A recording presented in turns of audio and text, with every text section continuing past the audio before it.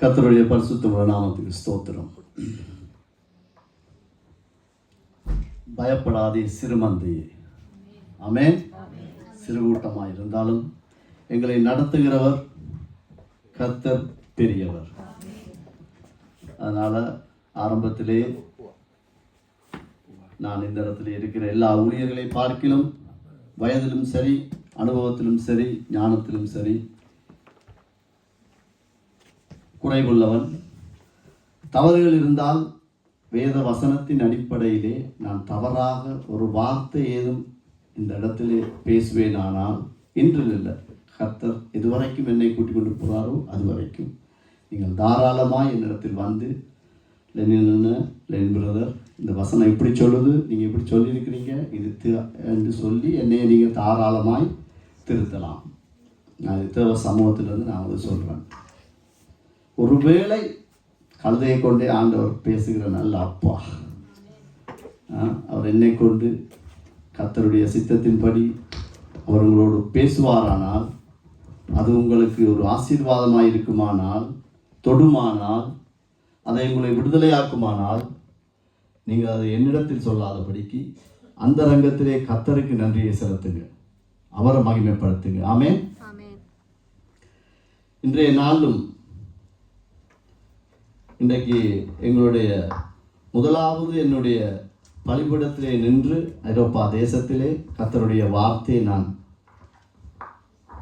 எடுப்பதற்கு கர்த்தர் என்னை கிருபை செய்திருக்கிறார். அதனால் இந்த முதலாவது நாளிலே ஒரு சாட்சியோடு கூட இடைப்பட்ட செய்தியாய்த்தான் இது இருக்கும். அதனால் இந்த செய்திக்கு தலைப்பு எப்படி இருக்கும் என்றால், வாக்குறுதியா வாக்குத்தத்தமா, வாக்குறுதியா வாக்குத்தத்தமா. இந்த இரண்டு வார்த்தைகளையும் நாங்கள் கேட்கும் போது கிட்டத்தட்ட ஒரே மாதிரியாக தான் இருக்கும், ஒரே மாதிரி தான் இருக்கும். வாக்குறுதி வாக்குத்தத்தம் என்ன எல்லாம் ஒன்றா தானே இருக்கு. அதனால முதலாவது வாக்குறுதி என்றால் என்னன்னு நாங்கள் பார்ப்போம். வாக்குறுதி யாரால் யாருக்கு கொடுக்கப்படுகிறது? வாக்குறுதி மனிதனுக்கு கொடுப்பது.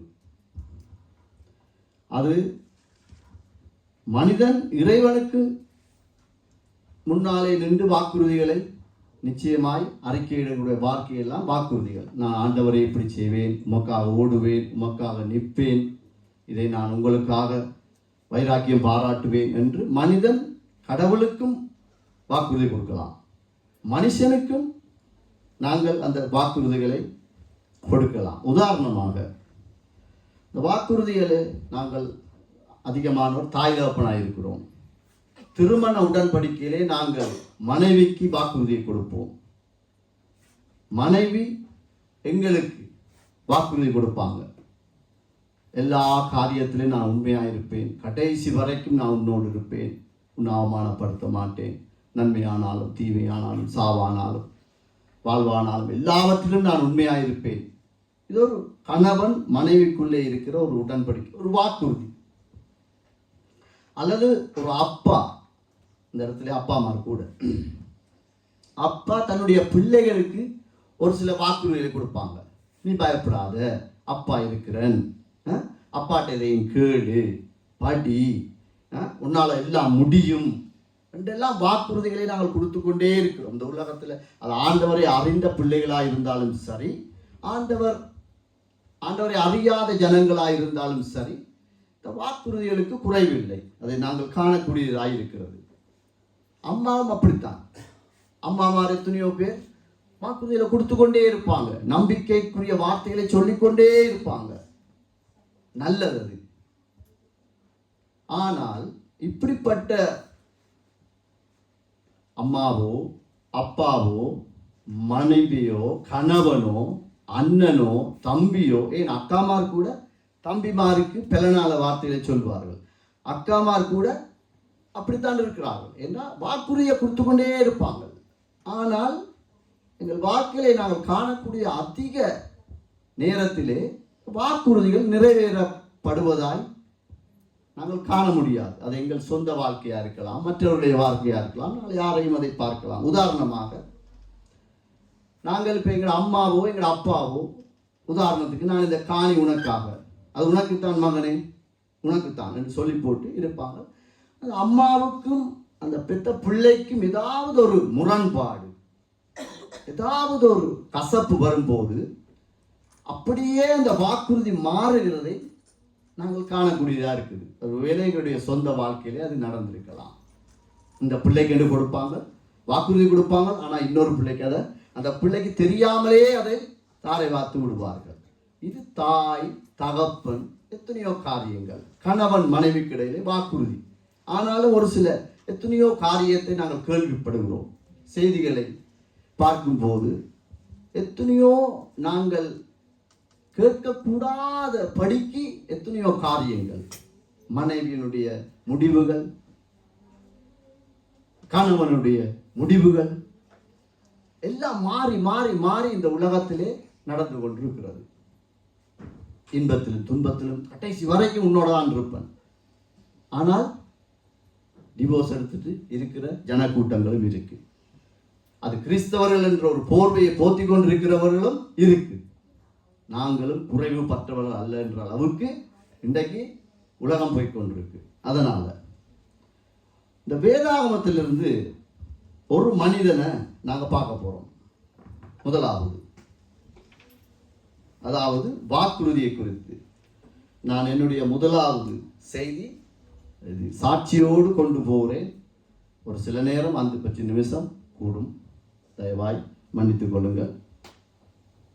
வேதாகமத்திலே எடுத்துக்கொள்வோம், எல்லாருக்கும் இலகுவாக. ஆதியாகமம் 53வது பக்கம் எடுக்குவாப்பட்டாக்க ஈஸி. அதிகாரத்தை சொல்லல இல்லையா?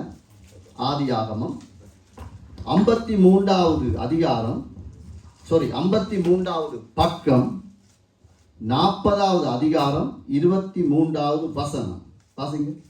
ஆனாலும் பானபாத்திரக்காரனின் தலைவன் யோசேப்பை நினையாமல் அவனை மறந்து விட்டான். ஆமென். இந்த சம்பவத்தை குறித்து நாங்கள் அநேக செய்திகளிலே கேட்டிருப்போம். யோசேப்பு ஒரு சொப்பனத்தை காண்கிறான். எத்தனையோ விதமான மன அழுத்தங்கள், போராட்டங்கள் மத்தியிலே சிறைக்கு அவன் அங்கே இருக்கும்போது இவர்கள் வந்து கனவை சொல்லும்போது அவனுக்கு நன்மையை சொல்லுகிறான். நீ திரும்பவும் நீ இழந்ததை அந்த இடத்துல நிற்பாய் என்று சொல்லி, அதுக்கு மேலே வாசித்தால் அந்த அதிகாரத்தை நீங்கள் வீட்டிலே போய் வாசித்தால் அதை உங்களுக்கு விளக்கமாக இருக்கும். நீ என்னை நினைவு கூறு, நான் இந்த இடத்திலே இருப்பது, யோசிப்பு சொல்றான், நான் ஒரு குற்றமும் செய்யல.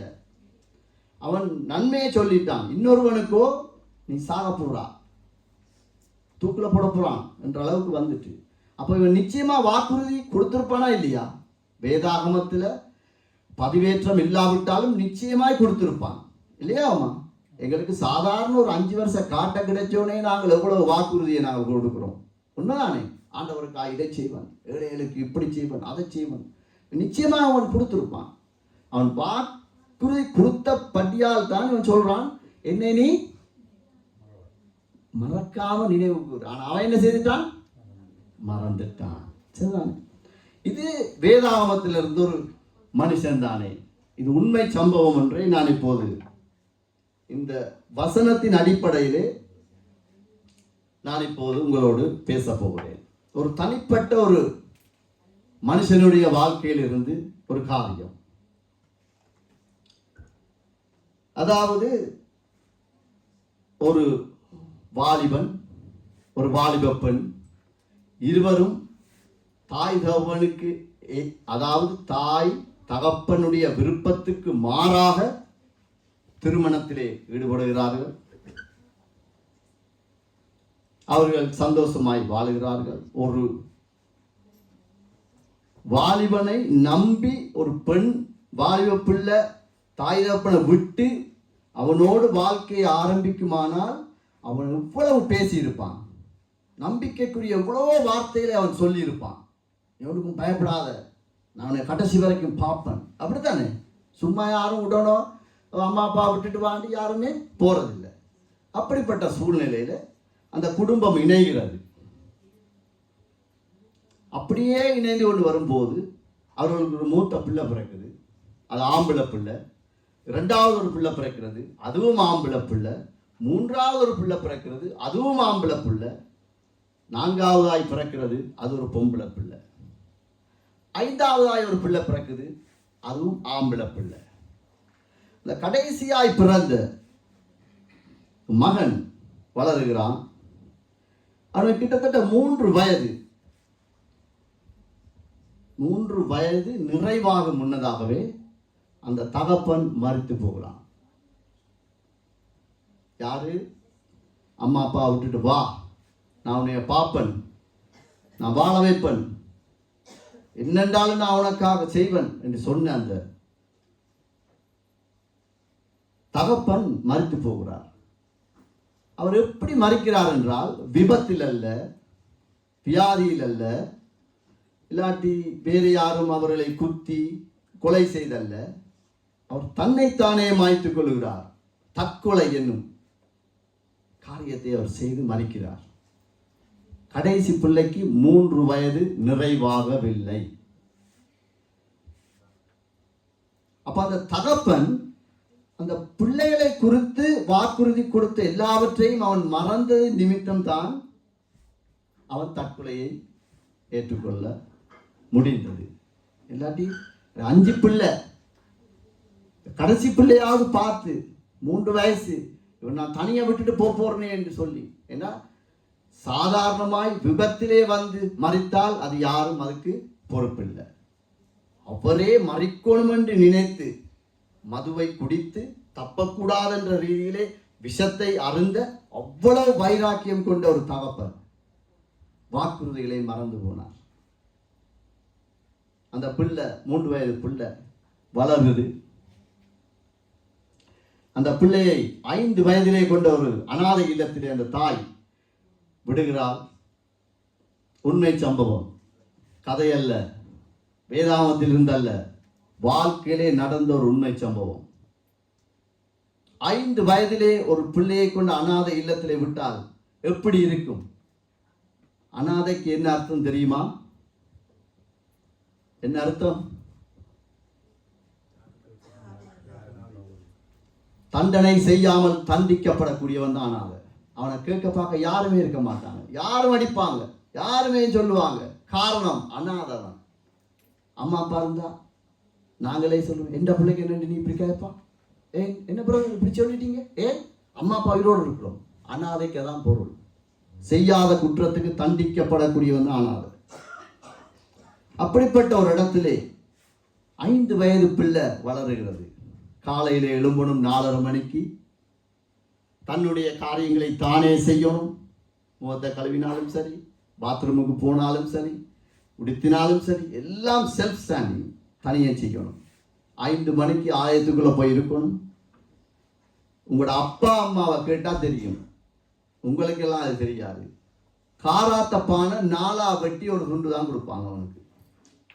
இப்போ உங்களுக்கு காராத்தப்பான என்னன்னே தெரியாது. அம்மா அப்பாட்ட போய் வீட்டை போய் கேளுங்க, அளவு காட்டுவாங்க அவங்க. காராத்தப்பான 4 வெட்டி தான் கொடுப்பாங்க. அப்படிப்பட்ட ஒரு சூழ்நிலையில் இந்த பிள்ளை வளருது.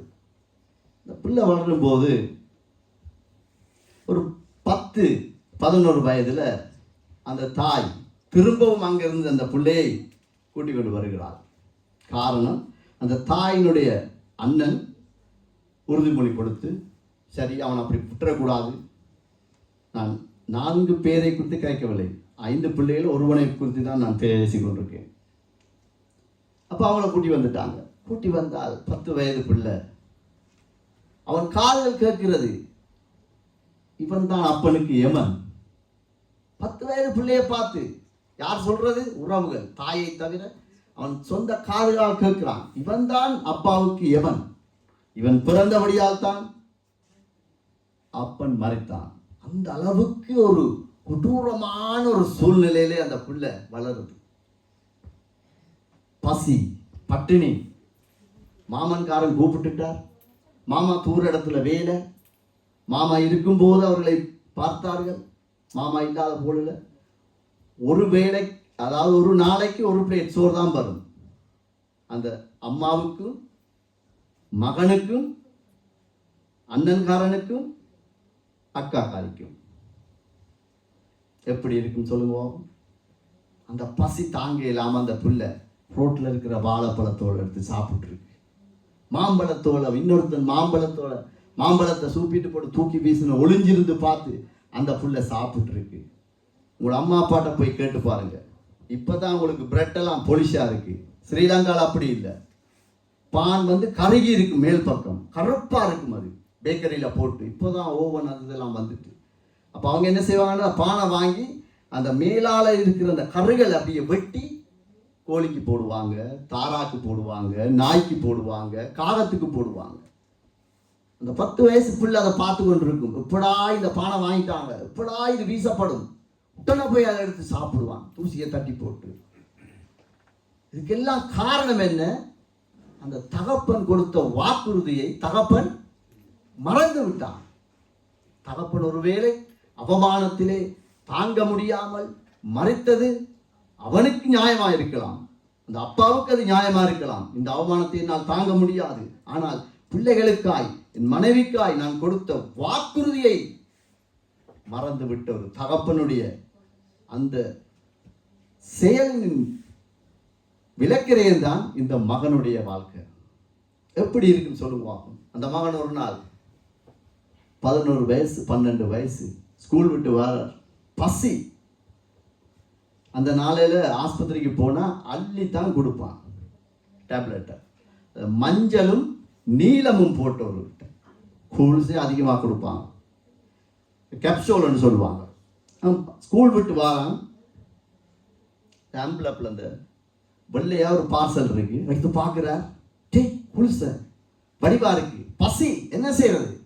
அக்காட்ட கொண்ட காட்டினா பிரச்சனை வரும். என்ன செய்வோம், பசிக்குது. அப்படியே வாயில போட்டு பைப் தண்ணி எடுத்து மழை குடிச்சிட்டு ஆள் போயிடுச்சு. போய் நித்திர மாட்டு குறைஞ்சது 20 குளிசை இருந்திருக்கும். பசியின் காரணம் தான், வேற ஒன்றும் இல்லை. அடுத்த நாள் அவன் எழும்புறான், வளமை போல அவனுக்கு ஒன்றுமே நடக்கல. அப்படியே இந்த காலங்களை ஓடிக்கொண்டே இருக்கு. அப்ப ஒரு பிள்ளையினுடைய ஒரு தாக்கம், அவனுடைய ஏழ்மை அல்லது அவனுடைய பசி, அவனுடைய அவமானம், அவனுடைய நிந்தை, அனாதை என்ற ஒரு ஸ்தானத்தை அடைந்ததுக்கு காரணம் அந்த தகப்பன் தான் கொடுத்த வாக்குறுதியை மறந்ததினால் தான். நிச்சயமாய் சொல்லப்படும் சம்பவத்தை பார்க்கும் போது. அதனால நாங்கள் வாக்குறுதியை கொடுக்கிறவர்களை நாங்கள் நம்பி இருக்கிற எத்தனையோ பேர் ஏமாற்றம் அடைகிறோம். எத்தனையோ பேர், அது சபையா இருக்கலாம், சபைக்கு வெளியால் இருக்கலாம், எத்தனையோ பேர். அதனால இந்த தனிப்பட்ட மனுஷனுடைய வாழ்க்கையை நான் உங்களுக்கு இந்த இடத்துல ஞாபகப்படுத்தி இருக்கிறேன். இப்ப பார்ப்போம், வாக்குத்தத்தம் என்றால் என்ன? வாக்குத்தத்தம் யாருக்கு யாரால் கொடுக்கப்பட முடியும், கொடுக்கப்படுகிறது என்று சொன்னால் நிச்சயமாகவே வாக்குத்தத்தம் என்றால் இறைவன் மனிதனுக்கு கொடுப்பது, அதுல எந்த மாற்றமும் இல்லை. ஆமென். கடவுள் மனுஷனுக்கு கொடுக்கிறது தான் வாக்குத்தத்தம். அந்த வாக்குத்தத்தம் யாருக்கு? மறுதலிப்போம் என்று தெரிந்தும், அவரை துக்கப்படுத்துவோம் என்று தெரிந்தும் அவர் எங்களுக்கு வாக்குத்தத்தத்தை அவர் தாரார். அது வேதத்திலிருந்து நாங்கள் ஒரு வசனத்தை பார்ப்போம்.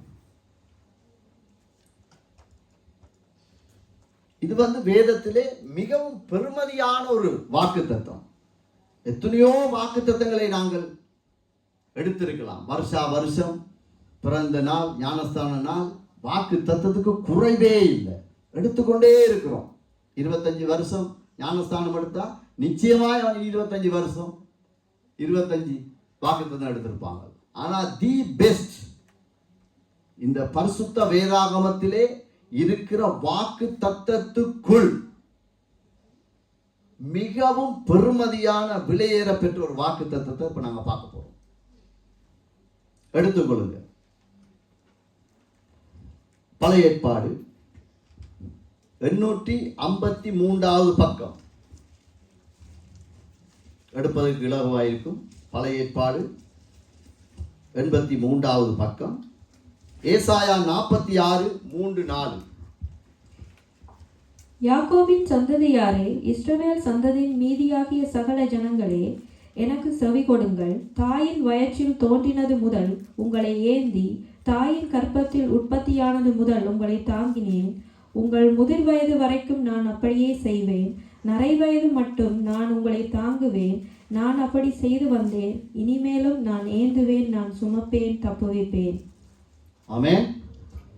இதுல இந்த 3 காலங்களை நாங்க பார்க்கலாம். எதிர்காலம், நிகழ்காலம், இறந்த காலம். இந்த யாக்கோபின் சந்ததியார் யாரு? யாரு? நாங்க தான். ஆமென். கர்த்தராகிய இயேசு கிறிஸ்துவின் இரத்தத்தினால பாவத்துக்காக நாங்கள் மன்னிப்பு கேட்டு அவரிடத்தை நம்பி அவருடைய இரத்தத்தினால சுத்திகரிக்கப்பட்ட ஒவ்வொரு மனுஷனும் இயேசு கிறிஸ்து உயிரோடு இருக்கிறார், அவர்களை வாழ வைக்கிறார் என்றெல்லாம் சொல்லி அறிக்கையிட்டு பிதா குமாரன் பரிசுத்த ஆவியினால் ஞானஸ்தானம் பெற்ற ஒவ்வொருவனும் கடவுளுடைய பிள்ளைகள். ஆமென். அவர்களுக்கு தான் இந்த வசனம் என்றால் எங்களுக்கு தான் இந்த வசனம். பாருங்க, யாக்கோபின் சந்ததியாரே, இஸ்ரவேல் சந்ததியில் மீதியான சகல ஜனங்களே. அப்ப கொஞ்சம் பேர் இல்லாம போயிட்டாங்க. வேதத்தை வாசிக்கக்குள்ள நிப்பாட்டி வாசிக்கணும். மீதியான சந்ததி. நாங்க ஒரு கொஞ்சம் பேரா தான் இருக்கிறோம். கொஞ்சம் பேரை காண இல்லை, கொஞ்சம் பேர் இல்லாம போயிட்டாங்க. நீங்கள் எனக்கு செவி கொடுங்கள்.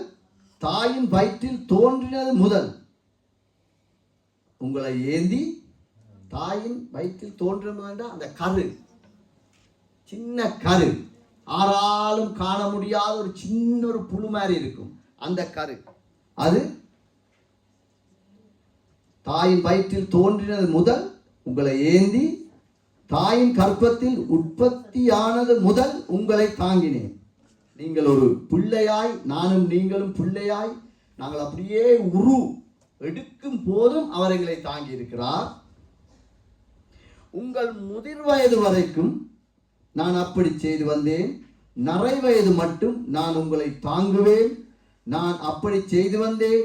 இனிமேலும் நான் ஏந்துவேன், நான் சுமப்பேன், தப்புவிப்பேன். ஆமென். எப்படிப்பட்ட ஒரு வாக்கு! வாளாக்காமல் தலையாக்குவது, நீ ஆசீர்வாதமாயிருப்பாய், நான் உன்னை விட்டு விடுவது, எல்லாம் இருக்கட்டும் பிரதர் சிஸ்டர். இதுதான் தி பெஸ்ட். இன்றைக்கு பாட்டு படிச்சாங்க, இந்த வசனத்தோடு இடைப்பட்டது.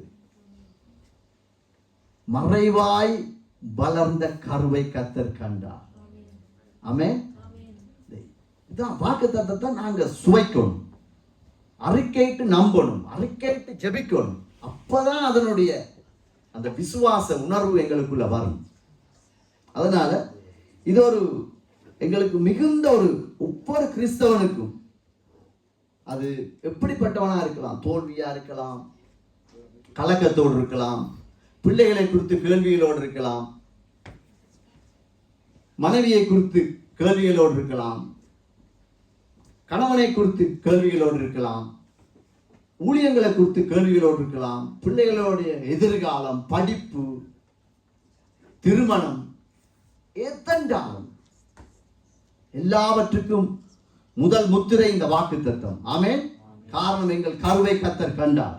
இந்த எத்தனையோ பேர் உயிரோட இல்லை, ஆனா எங்களை கண்டபடியாது. ஆண்டவர் சொல்றான், நான் உங்களை பார்த்திருக்கிறேன், நரை வயது வரைக்கும் நான் உன்னை சுமப்பேன். அங்க பயப்பட தேவையில்ல. ஐயோ 60 வயசாச்சு, இந்த பிள்ளைகளை நீங்க பார்க்குமா? நோ, கர்த்தர் கொடுத்ததுதான். ஆமென். இன்னொரு வார்த்தை நம்ம பார்ப்போம். 856 பழைய ஏற்பாடு எடுப்பதற்கு இலகுவாயிருக்கும். பைபிள் வச்சிருக்கிற எல்லாரும் எடுத்துக்கொள்ளுங்க. 856 பழைய ஏற்பாடு. ஏசாயா 49:15. ஸ்திரீயானவள் தன் கர்ப்பத்தின் பிள்ளைக்கு இறங்காமல் தன் பாலுகனை மறப்பாளோ? அவர்கள் மறந்தாலும் நான் உன்னை மறப்பதில்லை. ஆமென். பாருங்க, மறப்பாளோ? மறப்பால். நிச்சயம் எத்தனையோ காரியங்களை நாங்கள் பார்க்கிறோம். அது நாங்கள் இந்த மற்றவர்களுடைய காரியத்தை பார்க்கும்போது எங்களோட சொந்த வாழ்க்கையை நாங்கள் ஆராயும் போது எத்தனை தடவை எங்கள் அம்மாமார் எங்களை மறுதளிச்சிருக்காங்கன்றதை நாங்கள் ஞாபகப்படுத்தி ஆண்டவருக்கு நாங்கள் நன்றி சொல்லணும். ஏன் தெரியுமா? இந்த வார்த்தை எங்களுக்குள்ளே உறுதிப்பட்டிருக்கிறது. கர்த்தர் இந்த வார்த்தையை இந்த எழுதி வைத்ததுக்கு காரணம் எங்களை திடப்படுத்த. நாங்கள் சோர்ந்து போகிறதுக்கு இல்லை. இந்த உலகத்திலே முதல் உறவு யார் எங்களுக்கு? அம்மா. அதுக்கு பிறகுதான் அப்பா. நீங்கள் யாரையும் எடுத்துக்கொண்டு போவோம், மிருகமாக நாய்க்குட்டியா பூனைக்குட்டியா, முதலாவது தி பெஸ்ட் மம்மா, அம்மா. அவர் சொல்றார், மறந்தாலும் நான் உன்னை மறவேன். அப்படிப்பட்ட ஒரு நல்ல தகப்பன், அப்படிப்பட்ட ஒரு நல்ல தகப்பன். நாங்கள் கலங்க வேண்டியது அவசியமே இல்லை. பிள்ளைகளை குறித்து, எதிர்காலங்களை குறித்து, படிப்பை குறித்து ஆண்டவர் எங்களுக்கு எழுதி வைச்சதே இல்லை. அவர் எங்களுக்கு கொடுத்த வாக்கு தத்தத்தை நாங்கள் அதிகாரத்தோடு சுதந்திரத்துக் கொள்ள வேண்டும் தான் அவருடைய விருப்பம். இன்னொரு வார்த்தையை நாங்கள் பார்ப்போம்.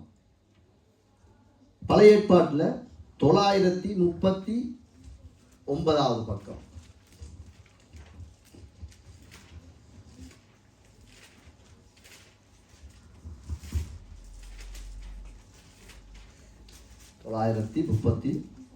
பக்கம்.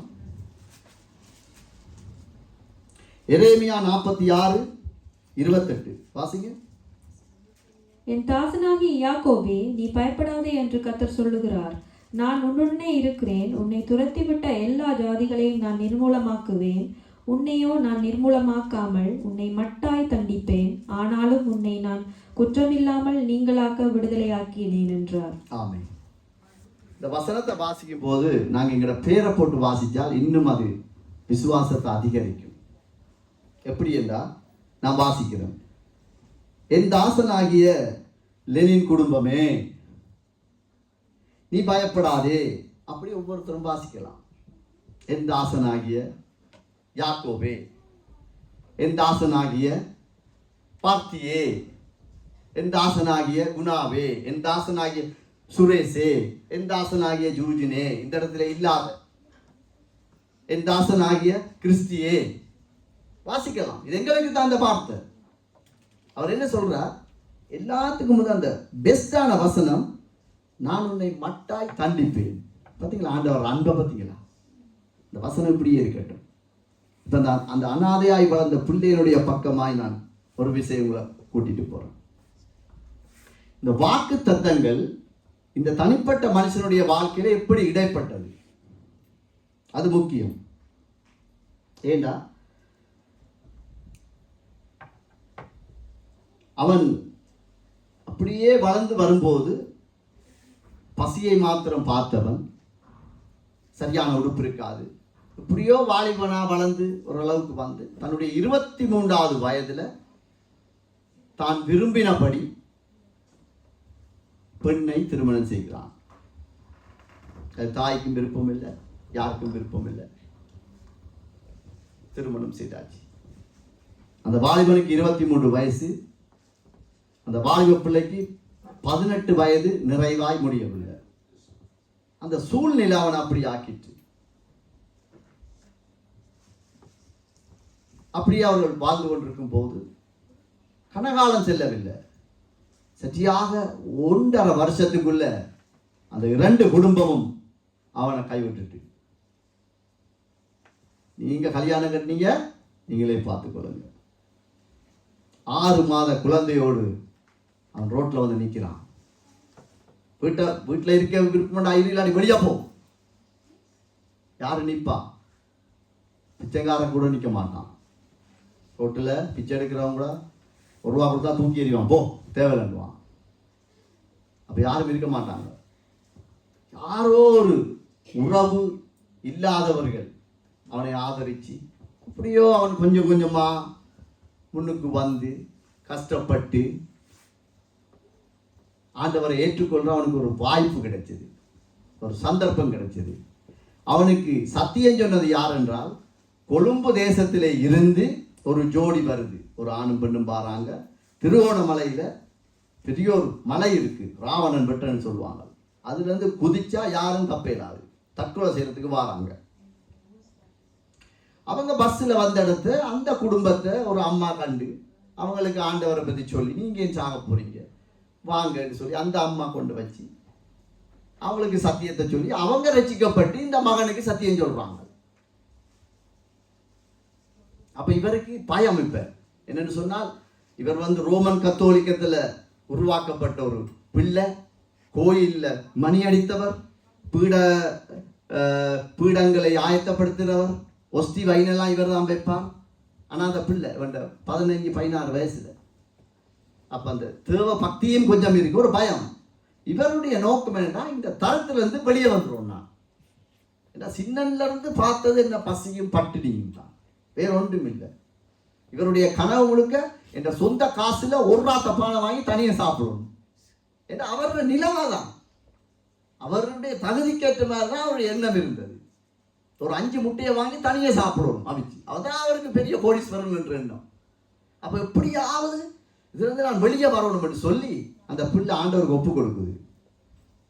ஆண்டவர் உண்மை உள்ளவர், ஆண்டவர் மேல உண்மையிலே நான் பாசமா நடக்கணும்ன்றதுக்காக அல்ல, இந்த தரத்திலிருந்து வெளியே வரணும். விளையாட்டுத்தனமா போய் ஞானஸ்தானம் எடுத்து ஜெபிச்சு எல்லாம் நடந்தது. 3 வருஷம் அந்த மகன் ஆண்டவர் பயன்படுத்தினார். நல்ல வேகமாய் ஓடுறதுக்கு ஆண்டவர் பலத்தை கொடுத்தார். திடீரென்று எவ்வளவு வேகமாய் ஓடினானோ அவ்வளவு வேகமாய் அந்த பிள்ளை, வாலிப பிள்ளை கீழே விழுறத்தக்கதாக சம்பவங்கள் நடந்தது. அது எப்படிப்பட்ட சம்பவம் என்றால், அவனுடைய தகப்பன் தன்னுடைய 30வது வயதுல, பிள்ளைக்கு 3 வருட நிறைவில்லை, தகப்பனுக்கு 30வது வயது சரியா, அவன் எப்படி தற்கொலை செய்து மறித்தானோ அதே சந்தர்ப்பம், அதே பாவம், அதே மன அழுத்தம் அந்த பிள்ளைக்கு வந்தது. எல்லாராலும் கைவிடப்பட்டான். ஊழியர்கள் அவனோடு பேசுறது இல்லை, ஒதுக்கி வைத்தாங்க. பெத்த தாய் இடத்துல போய் நிற்கிறான். அம்மா நான் சாக போறேன். தாய் சொல்லுறா, நீ சாகு, ஆனா திருவண்ணாமலையில செத்துறாத. பொடி இங்கதானே வரணும், அதே எனக்கு வெக்கம். காது அப்படி இருந்திருக்கு. யோசிச்சு பாருங்க. தவறிட்டான், பிளவிட்டுட்டான். இந்த வசனம் அந்த இடத்துல இடைப்பட்டது அவனுக்கு தெரியல. தாய் உன்னை மறப்பான். அவன் பிறந்தவுடன் 5வது ஆம்பளை பிள்ளைன்னு எப்படி எல்லாம் அவனுக்கு வாக்குறுதி கொடுத்துருப்பாங்க. உன்னை நான் நல்லா வளர்ப்பேன், நல்லா படிப்பிப்பேன், என்ன வந்தாலும் தாங்குவேன், ரத்தத்தையே உனக்கு பாலாய் தாரணை எல்லாம் சொல்லி வளர்த்துருப்பாங்க. அவன் செய்த ஒரு தவறு, பிழைதான். எல்லாரும் கைவிடப்பட்டு 30 வயது வாலிபன் தனி மனிதனாய் நிற்கிறான். எப்படி இருக்கும்னு யோசிச்சு பாருங்க. படித்த ஃப்ரெண்ட்ஸ் கதைக்கிறது இல்லை, அண்ணன் தம்பி அக்கா ஓற்றுவரும் இல்லை, சகலரும் தனி மரம் என்றா தனி மரம் தான். சாவுமா வேணாமா, வெக்கம், ஊழியம் செஞ்சிட்டோமே, இப்படியெல்லாம் நடந்துட்டு சாவர தவிர வேற வழி இல்லையே என்றெல்லாம் போராடி கொண்டிருக்கிறான். ஆனாலும் பரலோகம் அனுமதிக்கல. பரலோகம் அவனை விட்டு கொடுக்கவே இல்லை. இந்த வாக்கு தத்தங்கள் அவனுக்கு அப்ப தெரியாது. ஏதோ எங்கேயாவது ஒரு வசனத்தை கேட்டிருக்கலாம், ஆனா கர்த்தர் அவனை விட இல்லை. எத்தனையோ பாடுகள், கண்ணீர்கள், அவமானங்கள், எல்லாவற்றிலும் அவன் அப்படியே எல்லா மனுஷரும் ஒதுக்கினாங்க. ஆனா கர்த்தர் அவனை ஒதுக்கல. ஆனா அவனுக்கு தெரியவும் இல்லை இது ஆண்டவர் என்ன செய்ய போறான் இல்லை. ஆனா அவனுக்குள்ள இருந்த ஒரு பாரம், இந்த பிள்ளைகளை பார்க்கும்போது பிள்ளைகளை விட்டுட்டு நான் போயிடக்கூடாது. ஏண்டா அவன் அந்த அநாதை இல்லத்திலே இருந்ததை அவனுக்கு ஞாபகம் வந்திருக்கு. அதே நான் இப்படியெல்லாம் இருந்தனே, இப்படியெல்லாம் சாப்பிட்டனே, தாராக்கு போடுற பான் துண்டு எடுத்து சாப்பிட்டனே, மற்றவன் வாழைப்பழத்தோலை தூக்கி எறியக்குள்ள அதை பார்த்து சாப்பிட்டனே, மற்றவன் மாம்பழத்தை அப்படியே வாயில இழுத்து சூப்பி போட்டு தோலை வீசக்குள்ள எடுத்து சாப்பிட்டனே, இதைத்தானே இந்த பிள்ளை நாளைக்கு சாப்பிடும் என்று அவனுக்குள்ள ஒரு பயம். இப்படியாவது நான் வாழணும் போராடி பார்க்கிறான். ஒருவரும் அவனுக்கு கை கொடுக்கல. தனி மரம். அவன் செய்தது பிழைதான். எந்த தாயும் எந்த தகப்பனும் எந்த ஃப்ரெண்ட்ஸ் மாரும் ஏற்றுக்கொள்ள முடியாத ஒரு காரியமா. ஓகே, ஆனாலும் மன்னிப்பதற்கு ஒரு மனிதன் இல்லை அவனுக்கு. அப்படிப்பட்ட சூழ்நிலையிலே காலங்கள் அப்படியே ஓடிக்கொண்டிருக்கு, கொஞ்சம் கொஞ்சமா போய்கொண்டிருக்கு. அவன் ஒரு கட்டத்துல திரும்பவும் ஆண்டவர்கிட்ட போய் மன்னிப்பு கேட்கிறான். ஆண்டவரே, நான் செய்த பிள்ளை, எனக்கு இரக்கத்தை தாங்க. படிப்படியாய் படிப்படியாய் படிப்படியாய் அவனை உயர்த்தி கொண்டே வந்தார். இந்த வாக்கு தத்தத்தினுடைய உயிர் இருக்கு, கடவுளுடைய வார்த்தைக்கு உயிர் இருக்கு. அது சாதாரண வார்த்தை இல்லை. அவன் ஞானஸ்தானம் எடுக்கும்போது அவனுக்கு கொடுக்கப்பட்ட வாக்கு தத்தம், நான் உன்னை விட்டு விலகுவதும் இல்லை, உன்னை கைவிடுவதும் இல்லை. அந்த வசனத்தின்படி இன்று வரைக்கும் கர்த்தர், பிரச்சனை இருக்கு, மன அழுத்தம் இருக்கு, எத்தனையோ காரியங்கள், அத்தனை இருந்தாலும் கர்த்தர் அந்த மகனோடு இருந்தார். மகனுக்கு இது அவ்வளவு பெருசா ஆண்டவர் தான் இதை நடத்துறாருன்னு இல்லை, நல்லா வருது, கொஞ்சம் ஆக்களினைய பார்க்குறாங்க, மதிக்கிறாங்க, அப்படி எல்லாம் நடந்து கொண்டிருக்கு. அப்ப இந்த வாக்குறுதி, ஆண்டவர் கொடுத்த வாக்குறுதி உயிராய் இருந்தபடியால் தான், உண்மையாய் இருந்தபடியால் தான் கொஞ்சம் பேராவது மிஞ்சி இருக்கிறோம். இல்லாட்டி எங்களுக்கும் எத்தனையோ வாக்குறுதிகள் ஆட்கள் தந்தாங்க தான். அதே மனுஷன் அதே நாவனால மாறி எத்தனையோ காரியத்தை காயப்படுத்தும் போது கர்த்தருடைய வாக்கு தத்தம் தான் எங்களை தாங்குகிறது, எங்களை ஏந்துகிறது. இப்ப வாசிங்க திருப்பி அந்த வார்த்தையை. எரேமியா 46:28. என் தாசனாகிய யாக்கோவே, நீ பயப்படாதே என்று கர்த்தர் சொல்லுகிறார். நான் உடனே இருக்கிறேன். உன்னை துரத்திவிட்ட எல்லா ஜாதிகளையும் நான் நிர்மூலமாக்குவேன். உன்னையோ நான் நிர்மூலமாக்காமல் உன்னை மட்டாய் தண்டிப்பேன். ஆனாலும் உன்னை நான் குற்றம் இல்லாமல் நீங்களாக விடுவதில்லை என்கிறார். ஆமென். மட்டாய் தண்டித்தாரா இல்லையா? தண்டித்தார் அந்த வாலிப பிள்ளைய. அவன் பட்ட அவமானத்துக்கு எத்தனையோ வலிகள், எத்தனையோ மன அழுத்தங்கள் எல்லாம் நடந்தது. ஆனால் ஆண்டவர் பாருங்க, மட்டாய் தண்டித்தார். இந்த மட்டாய் தண்டித்தார் என்ற வசனத்தை உலக பிரகாரமாய் பார்த்தால், ஒருவன் தவறு செய்தால் அவனுடைய தண்டனை காலம் அவனுடைய நல் நடத்தையை பார்த்து குறைக்கப்படுகிறது. அப்படித்தானே நியூஸ்ல பார்க்கிறோம், கேள்விப்படுறோம். 5 வருஷம் ஜெயில் எட்டுவாங்க. என்ன, ஒரு வருஷம் ஒரு பிரச்சனை இல்லாமல் இருக்கானே, ஓகே 3 வருஷமாக்குவோம், தண்டனை குறைக்கப்படுகிறது. அவ்வளவுதான். தூக்கு தண்டனை அவனுக்கு என்று சொல்லுவாங்க. அவனை பார்ப்பாங்க, ஆள் உள்ளுக்குள்ள நல்லா தானே இருக்கு, ஓகே இவர தண்டனையை குறைப்போம் என்று ஆயுள் தண்டனையை கொடுக்கிறாங்க. இது உலகம் கொடுக்கிற மட்டாய் தண்டிப்பது. ஆனா அவன் வெளியே வந்தா அவரை அடையாளப்படுத்துவாங்க. எப்படி இப்ப அவரை பேரை சொன்னா விளங்காது சில ஆளுக்கு. அந்த ஜெயில இருந்து அங்க பிடிபட்டேன், ஓ அப்படித்தான் சொல்லுவோம். மனுஷன் இப்படித்தான் அடையாளப்படுத்துவான். ஆனா கர்த்தர் எப்படி தெரியுமா எங்களை அடையாளப்படுத்தா? நீ என்னுடைய தாசன், நீ என்னுடைய பிள்ளை. வாலிப பிள்ளைகள் நீங்க லேசா அடுக்காங்க, நீ என்னுடைய பிள்ளை. ஆண்டவர் சொல்றா, உலகம் சொல்லும். அந்த அந்த பிள்ளைய தெரியுமா பேரு, அந்த சேச்சியில் ஒரே பிள பிள பிளான்னு அந்த சேச்சியில் ஒரே பிரச்சனை கொடுத்து கொண்டிருப்பான் அவர்கள். அந்த இடத்துல முதல் சாராயத்தோடு நின்றார்கள். அப்படித்தான் உலகம் எங்களை அடையாளப்படுத்தும். ஆனா கர்த்தர் அடையாளப்படுத்துறது எந்த பிள்ளை, எந்த பிள்ளை, இதுதான் தி பெஸ்ட். அப்படிப்பட்ட அப்பா தான் எங்களோட இருக்கிறார், அப்படிப்பட்ட அப்பா தான் எங்களோட இருக்கிறார். அப்ப இந்த வாக்குறுதிகளை நம்பாத படிக்கு நாங்கள் வாக்கு தத்தத்தை தான் நம்புறது மாத்திரமல்ல, அறிக்கையிட்டு ஜெபிக்கணும். சில ஊம பிசாசுகள் விடாது, ஜெபிக்க விடாது, கடைசி வரையும் விடாது. நாங்க தான் ஜெபிக்கணும். ஆண்டவர் சொல்லிக்கார், உன் கையின் பிரயாசத்தை ஆசீர்வதிப்பேன் என்று சொன்னா, அந்த சம்பளம் எடுக்கிற வேலை மட்டும் இல்லை, கார் வாங்குறது வீடு வாங்குறது மட்டும் இல்லை. கடவுளுக்கு கீழ்ப்படிஞ்சு அவர் அறிக்கையிட்டா, அது நீ ஆண்டவரோட போராடி ஜெபிச்சு பிரயாசப்பட்டா உன் படிப்புல உனக்கு ஞானத்தை தருவார். உன்னுடைய எதிர்காலம் நன்றாயிருக்கும். நீ எந்த இடத்துல வேலை செய்யணுமோ அந்த இடத்துல ஆண்டவர் ஆயத்தப்படுத்துவார். பிள்ளைகளை குறித்து நீ கவலைப்பட தேவையில்லை. எந்த இடத்துல வாழ்க்கை அமையணும், எந்த வாழ்க்கை வரணும், அதை அனுப்புவார் ஆண்டவர். ஊம பிசாசுகள் மாதிரி குந்திட்டு இருந்தா ஒன்றும் நடக்காது. வாக்குறுதி அப்படியே இருக்கும், அப்படியே இருக்க வேண்டியான், ஒன்றும் நடக்காது.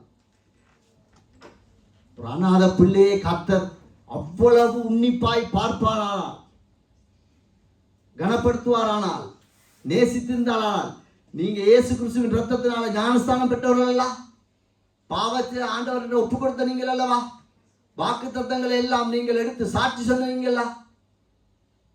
அங்க செல் அடிச்சான், இங்க அடிச்சான், குண்டு விழுந்தது பிரதர், வெடிக்கல, ஆண்டவர் பாதுகாத்தார். இன்றைக்கு எங்க நிக்கிறா? இன்றைக்கு எங்க நிக்கிறா?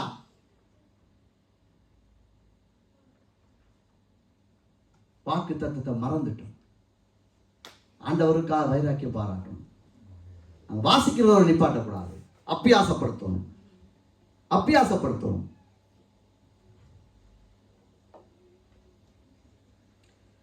நாங்க வாக்குறுதி எப்ப எங்களுக்கு நிறைவேறும் தெரியுமா? வாக்குறுதியா வாக்கு தத்தமா? இப்ப வாக்குறுதிக்கு நான் வரேன். வாக்குறுதி எங்களுக்கு எப்ப நிறைவேறும் தெரியுமா? ஒரு மனுஷன் எங்களுக்கு ஒரு வாக்குறுதியை தரும்போது அவனுக்கு சாதகமாய் நாங்கள் நடந்தால் அவன் வாக்குறுதியை நிறைவேற்றுவான். அவன் சொல்லலாம் கேட்கணும். இப்ப சொல்லுங்க, எங்கட அம்மா இல்லாட ஒரு அம்மா ஒரு அப்பா பிள்ளை ஒன்று பிறக்குது, ஒரே ஒரு பிள்ளைன்னு வைத்துக் கொள்வோம். அந்த அப்பா அம்மாவும் இந்த பிள்ளைக்காக வீட்டை கட்டி அதை கட்டி இதை கட்டி நல்லா கொடுக்கணும்னு தி பெஸ்ட்டை செய்கிறாங்க. அந்த பிள்ளை அம்மா அப்பாவுக்கு தெரியாம ஒருவனோட ஒரு வாழ்க்கைக்காய் போயிட்டு வச்சுக்கொள்வோம். எத்தனை பேர் அந்த வீட்டை கொடுப்பாங்களா? நான் கேள்விப்பட்டிருக்கேன். அப்படி இல்லை. சே, செத்தாலும் உனக்கு தரையிலாது. ஐரோப்பால இருப்பாங்க, காசு அனுப்பி கொண்டே இருப்போம். கொஞ்சம் பிந்திட்டு அளவு குறைஞ்சிட்டு உனக்கு வச்சிருக்க காணி தெரியாமலே அரவாசியை வித்துருவாங்க. வாக்குறுதி போயிட்டு. ஆனா அவங்களுக்கு ஏற்ற மாதிரி சாதகமாகவே இருந்தால் அதை எங்களுக்கு நிறைவேற்றுவாங்க. இதுதான் மனுஷனுக்கும் கடவுளுக்கும் இருக்க வித்தியாசம். கணவன் எப்படிப்பட்டவனாய் இருந்தாலும் மனைவி விசாரிக்கணும். அவன் பிள்ளையே விட்டாலும் சரி, அது பத்தி பிரச்சனை இல்லை. எனக்கு கணவன் கடவுள் இணைத்தது, அவ்வளவுதான். மனைவி எப்படிப்பட்டவளா இருந்தாலும் பரவாயில்ல, கடவுள் தந்தது, இதை நான் இழக்கக்கூடாது. இந்த இடத்துக்கு சமுதாயம் இருக்கா? காரணம் என்ன? சாதகமாய் இல்லை. கணவன் சாதகமாய் இருந்தால் மனைவி சாதகமாய் இருக்கலாம். இப்ப ஒரு நல்லொரு லட்சாதிபதி கோடீஸ்வரன் உலகத்திலே இருக்கிற ஒரு ஆள், அவன் பிள்ளை ஒரு நல்ல ஒரு விழாவை வாங்கி வாழ்றதுல ஒரு பிரம்மாண்டமும் இல்லை. என்ன பிரம்மாண்டம் இருக்கு? பல காசு.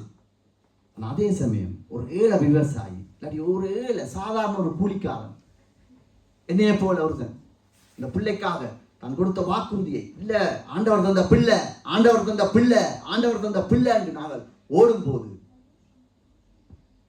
எங்க அப்பா எங்களுக்கு செய்ததை நாங்கள் அவங்களுக்கு செய்யறோம். பிள்ளைகளுக்காக ஜபிக்கணும், அறிக்கையிட்டு ஜபிக்கணும், நல்லா புத்தி சொல்லணும். இது சாதகமாக இருந்தால் அந்த பிள்ளைய தோல்ல போட்டு, இது எந்த பிள்ளை தெரியுமா, அவ இங்க படிச்சு நல்ல வேலை செய்யறா தெரியுமா. ஆனா அதே சமயம் அந்த பிள்ளை ஏதாவது ஒரு அப்பாவுக்கு பிடிக்காத ஒரு விஷயம், அம்மாவுக்கு பிடிக்காத விஷயம் செய்தா உடனே சபிக்கிறது, அறிக்கை, நீ இப்படித்தான் போவா, நீ இப்படித்தான் இருப்பா. இது மனுஷன் கொடுக்கிறது. வாக்குறுதி நிறைவேறது என்றால் மனுஷனுக்கு ஏற்றபடி நாங்கள் வாழணும். ஆனால் வாக்குத்தத்தம் எப்போது எங்களுக்கு நிறைவேறும்? நம்முடைய வாழ்க்கையில எல்லாம் முடிஞ்சதுன்னு நினைச்சு கொடுங்க. இல்லாட்டி எங்களை எல்லாரும் மறுதளிச்சிட்டாங்க, அப்ப கூட இந்த வாக்குத்தத்தம் நிறைவேறும். ஆமென்.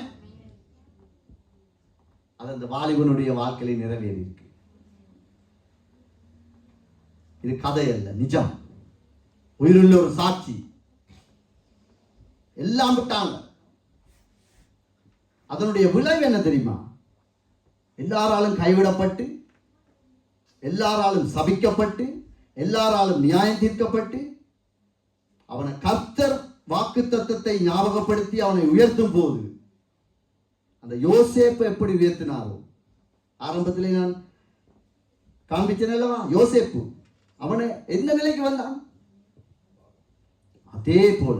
ஆனா யோசேப்போடு அந்த வாலிபனோட ஒப்பிடையினார். யோசேப்பு எங்கேயோ இருக்கிறான். ஆனா ஒரு சாட்சியோடு கூடிய முதலாவது செய்தியை நான் உங்களுக்கு கொடுக்கணும். ஆண்டவர்களை கேட்டுத்தான், ஜெபிச்சுத்தான் இந்த செய்தியை ஆயத்தப்படுத்தினேன். செய்தி என்று சொல்லுவை பார்க்கிறோம். நான் உங்களோடு பேசும்போது இது ஒரு கலந்து உரையாடலாக இருக்கலாம். ஒரு தேவ செய்தியோ, ஒரு வீட்டு கூட்டம், நானும் உங்களோட வீட்டில் ஒரு பிள்ளை, ஒரு அண்ணன் தம்பி, அப்படி மாமா என்று நினைச்சு கொண்டிருங்க. கலந்துரையாடல். ஏன்னா நாங்கள் எல்லாராலும் கைவிடப்பட்ட நேரத்தில் தான் அந்த வாக்குத்தத்தம் எங்களுக்காக நிற்கிது. எங்களுக்காக விசாரிக்கிற ஒருத்தர் இருக்கிறார், எங்களுக்காக பரிந்து பேசுகிறவர் இருக்கிறார். அதனால தான் நிற்கிறோம். யோசிச்சு பாருங்க. இந்த விசா மட்டும் இல்லாட்டி என்ற வாழ்க்கையில் என்ன நடந்திருக்கும்? பிள்ளைகளெல்லாம் இருந்திருப்பாங்க, நாட்டில் வேலை செய்திருப்பாங்க, சாப்பிட்டு இருப்பாங்க, எல்லாம் நடந்திருக்கும். மறைச்சு போயிருக்க மாட்டாங்க, இருப்பாங்க. ஆனா அந்த தேவ சமாதானம் இருக்காது, கடவுளுடைய திட்டம் இருக்காது. அதனால ஆண்டவர் எங்களுடைய குறைவுகளை ஒரு நாளும் மறக்க மாட்டார். மனுஷன் மறந்துடுவான். நான் இதை செய்வேன், உனக்கு வாக்குறுதி வாக்குறுதி வாக்குறுதி கொடுத்து கொண்டே இருப்பான். ஆனா கடவுள் அப்படி இல்லை. உங்களை யார் ஒதுக்கினால், அது ஊழியமா இருக்கலாம், குடும்பமா இருக்கலாம், வேலைத்தலமா இருக்கலாம், பள்ளிக்கூடமா இருக்கலாம், எங்க யார் ஒதுக்கினாலும் நீங்கள் உங்களுடைய விசுவாசத்தை என்ன சொல்லணும்? என் தாயில் கருவில் நான் உருவாகும் முன்னே என்னை கண்டீர். பாட்டை மாத்திரம் படிச்சுட்டு போக கூடாது. நாங்க எங்களை கண்டிருக்கிறார் ஆண்டவர். அந்த வைராக்கியை நாங்க பாராட்டணும். அந்த அறிக்கையிட்டு நாங்க ஜெபிக்கும் போது பிசாசு வெட்கப்படுவான். எங்களுக்குள்ளே இருக்கிற பலவீனம் எங்களை நாங்களே உணர்வோம். அதை நீங்கிட்டு இன்னைக்கு நான் இந்த இடத்துக்குள்ள வரும்போதே ஒரு ஆள் தத்துவம் எனக்கு சொன்னது போல இருந்தது. ஆண்டவர் சொன்னார், நான் கேட்டேன், நான் உங்களுக்கு சொல்லல, வடிவாக்கணும். ஒரு ஆள் தத்துவம் என்ற ஆத்துமா எனக்கு சொல்லுது, அனுப்புகிறவர் நான் அல்லவா, போ. இப்படிதான் எனக்கு சொல்லப்படுது. காரணம், அறிக்கைட்டு ஜெபிக்கணும். எல்லாராலும் நிராகரிக்கப்பட்ட ஒரு மனுஷனை தான் ஆண்டவர் எடுத்து பயன்படுத்தி இருக்கிறார். ஆண்டவர் எங்களை நினைக்கும் போது, விசாரிக்கும் போது, கனப்படுத்தும் போது அது என்ன நடக்கும் தெரியுமா? அப்படியே எங்களை சபிச்சாங்க தெரியுமா? எங்களை நிராகரிச்சாங்க தெரியுமா? அவர்களை ஆசீர்வதிக்க எங்களை பயன்படுத்துகிறார். உங்களை சபிப்பாங்க, உங்களை நியாயம் தீர்ப்பாங்க. உங்களுடைய சந்ததியை கொண்டு, என்னுடைய சந்ததியை கொண்டே அவர்களை ஆசீர்வதிப்பார் ஆண்டவர். அப்படிப்பட்ட தெய்வம் அவர், வாக்கு மாறாத தெய்வம். அதனால வாக்குறுதி எப்படியும் இருக்கலாம். அது எந்த மனுஷனும் எங்களுக்கு தரலாம். நீ இந்த இடத்துல வேலை செய்தா உனக்கு இந்த டேலண்ட் இருக்கணும், எக்ஸ்பீரியன்ஸ் இருக்கணும், இல்லாட்டி உனக்கு அந்த வேலை தரையிலாது. இது வாக்குறுதி. இருந்தா உனக்கு தாங்க. ஆண்டவர் சொல்றான், ஒன்றுமில்லையா உனக்கு, என்னட்டவா, நான் உனக்கு தந்ததை பற்றி பிடித்துக்கோ. அதனால நாங்கள் இந்த நாளிலும் எதிரிகளுக்கு முன் பந்தியை ஆயத்தப்படுத்துகிறது. சாதாரண தெய்வம் அல்ல, உண்மை உள்ளவன் என எண்ணி நம்புறார். இப்பயும் எங்களை உங்களை நம்புறார். வாலிபப்புல உங்களை நம்புறார். அம்மாமாரை நம்புறார், அப்பாமாரை நம்புறார், ஊழியர்களை நம்புறார். நம்பித்தான் உங்களுக்கு எனக்கும் பிள்ளைகளை தந்திருக்கிறார். எண்ணி எண்ணி எண்ணி நாங்கள் செய்ய வேண்டிய ஒன்றே ஒன்றுதான், ஆண்டவருடைய வசனத்துக்கு எங்களை தாழ்த்தினால் போதும். ஆமென். புரிஞ்சுதா? வசனம், கர்த்தர் நீதி உள்ளவர். மனுஷன் நியாயம் தீர்க்கிற மாதிரி அவர் நியாயம் தீர்க்க மாட்டார். அப்படி நியாயம் தீர்த்திருந்தால் அந்த அநாத பிள்ளை இன்றைக்கு மறிச்சு இருக்கும். அந்த அநாத பிள்ளையோட இன்னொரு உயிருள்ள ஒரு சாட்சி, 90ஆம் ஆண்டு 3 பேரோட இராணுவத்தினால் கைது செய்யப்பட்டு இருக்கிறார். அவனோடு பிடிப்பட்ட யாரும் உயிரோடு இல்லை, இதுவரைக்கும் ஒருவரும் இல்லை. அவனோடு அவனுடைய நண்பனும் இருந்தான். அவன் அந்த குடும்பத்திலே உண்மையிலே அந்த இராணுவம் விடுவித்திருக்க வேண்டும் என்றால் அவனைத்தான் விடுவித்திருக்கணும். ஏன் அப்படி எனக்கு நடந்தோ தெரியாது. ஏன்னா அவன் 7 பிள்ளைகளை, அதாவது தங்கச்சி அக்காமார அவன் உழைச்சி காப்பாற்றுற ஒரு வாலிப பிள்ளை. அவனை நம்பி ஒரு குடும்பம் இருக்கு. இந்த பிள்ளை அனாதையாய் இருந்த அந்த பிள்ளை குடும்பத்துல கடைசி பிள்ளை, அது உதவாத பிள்ளை என்று அவன் அப்படியே வாழ்த்துட்டாங்க. அப்பா செத்ததுனால அவனுக்குள்ள ஒரு குற்ற உணர்வு, யாரை பார்த்தாலும் ஒரு சுயநலமாகவே வாழ்ந்துட்டான். உண்மையிலே அந்த இராணுவம் விடுவிக்கணும்னு நினைச்சா அவனை தான் விடுவிச்சிருக்கணும். ஆனால் அவன் 90 பாருங்க, 34 வருஷத்துக்கிட்டே ஆச்சு, இன்னும் அவன் உயிரோடு இல்லை. இன்றைக்கும் அந்த தாய் தகப்பன் அவன்கிட்ட போட்டோவை பார்த்துக்கிட்டு தான் இருக்கிறாங்க. ஆனால் அனாதை பிள்ளையா ஆண்டவர் விடுவிச்சார். எப்படி விடுவிச்சா தெரியுமா? ஒரு இராணுவ அதிகாரி அவனை விசாரிச்சு,